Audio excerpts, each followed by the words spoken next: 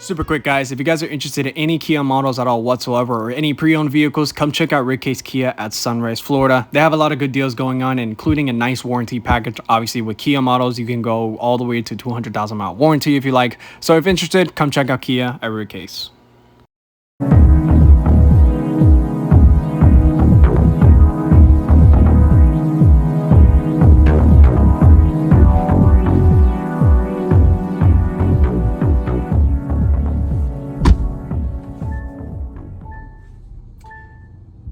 So now we're sitting in a 2024 Kia Sorento. I gotta say, I actually like the update that they did to this interior. It is not a major change, but it is a significant difference for sure. To be honest with you, when I first saw the images of the 2024 Sorento, I was really not impressed by how it looked. But now sitting in one and actually kind of getting a good feel of the inside of this interior, I actually like it a lot. For one thing, they do have down the copy of every single other manufacturer with the dual screens. You get tired of it, but honestly, it is a nice design. It is slightly curved too, so it kind of reminds you of like a curved monitor or a curved TV, if that's something that really interests you. And I have got to say, the infotainment system is pretty much the same, but for some reason, it responds a lot faster. I don't know why. It just feels a lot more techy, if that makes sense. Like, not techy, but like it just responds faster. It just feels like a brand new phone when you're just getting it, and it's just responding super quickly and everything like that. And I've got to say, it's really good. Another thing too, you do have a fully digital gauge cluster right here up in the front. It's about 12 inches long, I would say, or so. And the gauges, they look interesting. They look like the older Kia gauges when they had that weird update when the tachometer and speedometer just looked weird. It looks cool.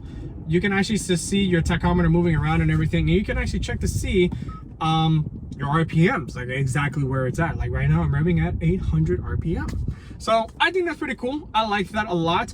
Down here in the bottom with the AC controls, it's exactly identical to majority of the other Kia models, like the not the Sorento, the Sportage, as well as the Kia Niro that I've done recently as well. Same exact setup. You basically could switch it to AC, or you could also switch it up to, you know, your volume knob as well as your, you know, radio controls and everything like that. I think it's really cool. I think it's smart. I'm not a fan of like touch sensitive buttons and everything like that, but this one is pretty cool. I like the functions that this thing has right here down below. Another thing too, since this one is a fully loaded model, you're of course going to have heated and cool seats. You are also going to have a heated steering wheel. I'm just not entirely, okay, right here is in the bottom of the shifter. You're still going to have the same exact powertrains as before. They updated it just a little bit. I'll have it here in the screen so you can kind of see what the updates have they done on it. But down below, you're going to still also have a 8-speed automatic, and you're also going to still have your traditional drive modes. It's the same exact drive modes that they had it previously in the other years. It just looks a little bit newer in the inside. I genuinely like the inside. It's not like they did a crazy change. The more so crazy change that they did was in the outside. They updated the headlights, they updated the tail lights, they even put a new color in here, which I'll put the name of the color there on the screen for you to see. I really like the shade of this brown. I'm not a fan of brown colors or anything like that, but I really like this color. It is really nice. The wheels though, I'm not a fan of. I'm just gonna be straight up with you. I'm not a fan of it. They just look weird. But of course you can get different wheel designs and everything like that, and you really pretty much won't have a complaint after that.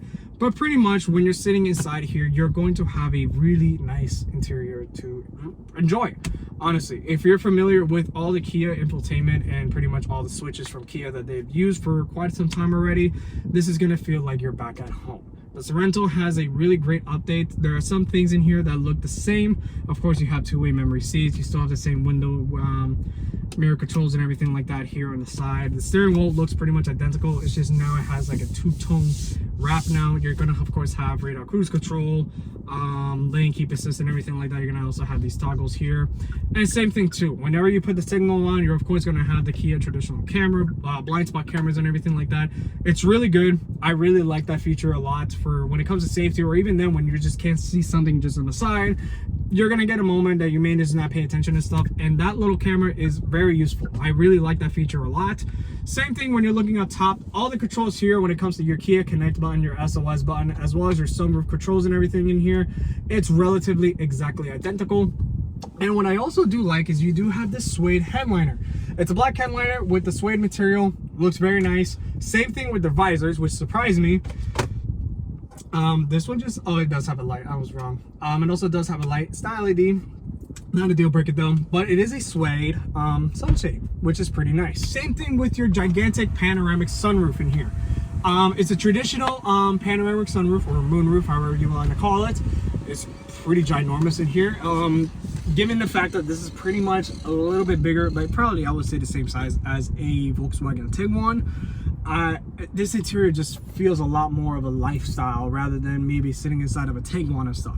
The quality in here has definitely improved compared to the previous generation, not by much. I mean, you still have a lot of plastics around and stuff, but you also do have a lot of soft plastic as well as leather materials in here. And to be honest, it just, this interior makes it feel more modern. I really like how they updated this interior, not doing any crazy changes, but just keeping it in a tradition to keep it as modern for 2024. Kia did honestly a great thing with this interior.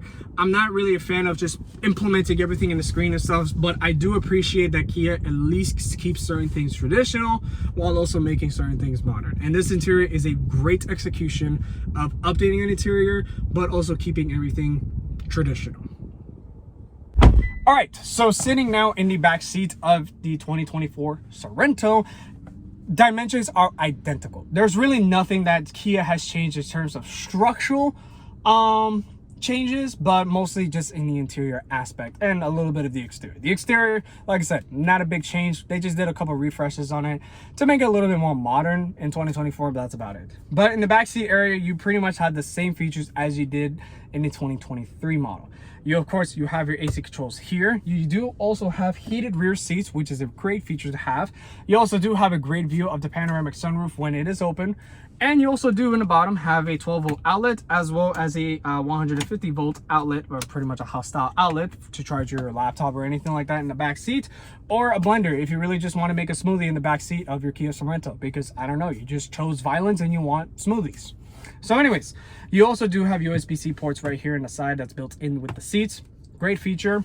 And over here, you do have a cup holder, a singular cup holder. It is rather small. You're not going to fit a Yeti cup, or a Yeti mug, I should say, in your Sorento in the backseat area, but it is rather good size. If you, I guess, get a drink from McDonald's or something like that, it can fit there just perfectly fine. I also do have a little tiny armrest in here that you can just bring up, and you also do have a little mini storage right here in the bottom of the seat, and also another mini storage right here in behind the front seats. So the interior, exactly identical. Nothing has really changed. But what I will say, for me being 6 feet tall, I do have really good space. If I really want to sit back and just kind of just stick my gut out a little bit, I can sit perfectly fine. I can even fold my knees in, or I can just spread my legs out and I'm perfectly fine in here. In terms of armrest area and in terms of me leaning back, while also having the infamous peasant blockers that are ridiculously kind of hard to, why is it so hard to put on? Anyway, there you go. So you have that as well, a nice sunshade, and you can basically relax here for a good road trip. Now, in terms of the third row, it is still tight. If you really need a lot of space in the third row, the Sorento is not going to be the option you would want to go for. Yes, it does have it, but it's definitely preferred for smaller children. For if you need something bigger, you need to fit an actual full-grown adult in the back over there, you would have to go for a Telluride. But in terms of space and what you get in the third row, you still have a couple of USB-C ports in the back. You also do have some cup holders as well as some nice seating area, and they're all leather. and you're able to just fold these seats down through a button in the back. So we're going to talk about the trunk, as well as we're going to talk about any updates that they had the powertrain, and pretty much go for a little tiny drive around the parking lot and go from there. This part isn't a surprise, but trunk space has not increased at all whatsoever. You still get 12 cubic feet of space with the third row seats up as well as the second seats up. However, if you drop all the seats down, that would boost up all the way to 75 cubic feet of space. Of course, yes, if you have the third row seats up, it is very tiny, but this thing can be cavernous inside. Powertrains have stayed the same. You still get a 2.5 liter naturally aspirated 4-cylinder, or if you want a little bit more power, you can get the 2.5 liter turbocharged 4-cylinder. Or if you want a little bit more efficiency, in 2025 they're going to come out with the hybrid version as well as a plug-in hybrid. They all are via 8-speed automatic. So now we're going to be taking off in the Kia Sorento, just pretty much around the parking lot, just talking about a couple little updates that they have. Really, it's nothing much in terms of driving quality you're going to get. The suspension is already pretty nice and soft. Everything else is pretty quiet in here. But the thing I can say is that things feel slightly more refined compared to the previous generation. Now, one thing I will say, power steering is very soft. I mean, it's electric power steering, of course, so you're going to really have a big amount of numbness around when it comes to like getting some type of feedback in here. But really, if you don't really care about feedback, you just care about this thing driving softly and everything, you're not gonna have an issue in the back driving this thing. What I will also say is the driving position is nice and low, and the camera's on already and stuff, so that's something that I really appreciate and like. But now we're gonna go over some bumps, just kind of get a good feel. Soft. So pretty much it's almost the same as what it was back in the previous generation, or I guess the pre-freshed model, I should say. Nothing really changed in terms of driving dynamics or anything like that. The seating position is still good. If I really am a little warm and stuff, I could just put my ventilated seats on. That's of course if you want to spend the premium of this vehicle. I will say this, the Sorento is pricey. Because of the amount of features you get in here, you're gonna also have to pay a price. This particular one I'm testing right now is about $51,000. And yes, though that is pretty expensive, you do get a lot inside this car. And I will say, is it a little bit too much to ask for? Maybe a little bit, but nowadays this is something to kind of expect. I mean, nowadays people will spend a crazy amount of money on a truck nowadays. Pretty much spending $50,000 on a truck with just bare bone features now, which is kind of crazy to think about. With the Sorento, you actually get a lot of features in here for almost the same price. And in terms of space, it's not bad in here. I can fit full-grown adults in here with no issues. I could take this up to a trip for 3 hours and I'll be perfectly fine. Of course, be aware that maybe fuel economy may not be the entire best depending on what powertrain you get, because you do have the option of getting a plug-in hybrid as well as a normal hybrid. And yes, your gas mileage will improve if you were to get one of those models. But if you were to get the 2.5 liter turbocharged 4-cylinder, which I believe this one is, don't expect gas mileage to be a crazy suit for this car. Power, absolutely, especially with this 8-speed automatic. I do like the fact that they changed from the wet dual clutch system that they had, the 7-speed, to now the 8-speed. It does shift a bit smoother. It doesn't feel as rough. And in the end of the day, when you're daily driving a vehicle, you don't really want to have a performance transmission. You want something that's smooth, refined, and easy to work with. You know, you don't want a vehicle that's just trying to pound gears all the time. When you're accelerating and everything, yes, that is nice to have, but this is not a vehicle that you're going to be hauling ass in every single day. This is something to take you to point A to point B with honestly great features in here. And that's something that I have to say I really like about the Sorento. It has really good features in here, and being even fully loaded, though it is expensive, it is really nice. I have got to say, and I have got to be honest with you. Now, one thing I can also say, the 360 camera that you get in here, the resolutions is very, very good. Now, you also do have another feature that Kia has had for quite some time already. I would say for at least a good couple years. It is known as bird's eye view. Now, with bird's eye view, you're actually able to kind of check your surroundings around to see how far you are from anywhere around your space and anywhere around your surroundings. Now, sometimes it just may look a little slightly inaccurate. However, pretty much when you're using it and stuff, it is pretty cool to use and everything. May not be a preference that I would like to use, but having a 360 camera is very nice to have.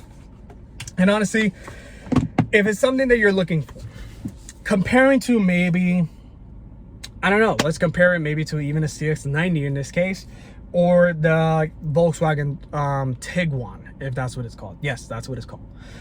I would get this any day over a Tiguan. Any day. Reason being, it's a lot more refined in here. I would trust the reliability more in this, especially given the fact of it has a much better warranty. Comparing to maybe the Toyota RAV4 or I guess a Venza to maybe a Highlander. If you're just kind of cross shopping around to see what you really need more so, this is really not a bad option, to be honest. Yes, I will say, are there better options out there? Perhaps, you know, but at the same time, this is a pretty tough competition, and Kia is really making sure that they try to keep their game up when it comes to selling a product to the right consumer. I gotta say, I'm very impressed with this interior, and I'm really like how they designed and made everything so intuitive and also modern and sleek at the same time, while also still keeping the tradition of keeping things simple and very easy to use. After playing with this thing for a little bit, I would say I had this thing for about an hour now. I got familiar with this car very quickly, and I played with the previous generation or previous pre-freshed Sorento, and everything is still really the same. It's just there is just less physical buttons in here comparing to the older one. That's it. But if you're already familiar with majority of the Kia models, you've maybe had a Niro before and you want to upgrade to something bigger, or maybe a Sportage and you want to upgrade to a Sorento, this is just going to feel like you're at home. It just has a little bit more space and a little bit more features. So as a model and as an SUV that you're looking around for, you're cross shopping and stuff, you may want a third row, but you're a little bit unsure. The Sorento is a great candidate to really look forward for. Yeah, there's a lot of technology in here that you get. If you want better fuel mileage, it does have a hybrid option, so just be wary about that. Right now, this vehicle says I have 381 miles till empty, and this is not even a hybrid model. So gas mileage could be better, but it is really up to you of what you're really looking for. So without further ado, let's get to closing, and I'll catch you guys in the next video.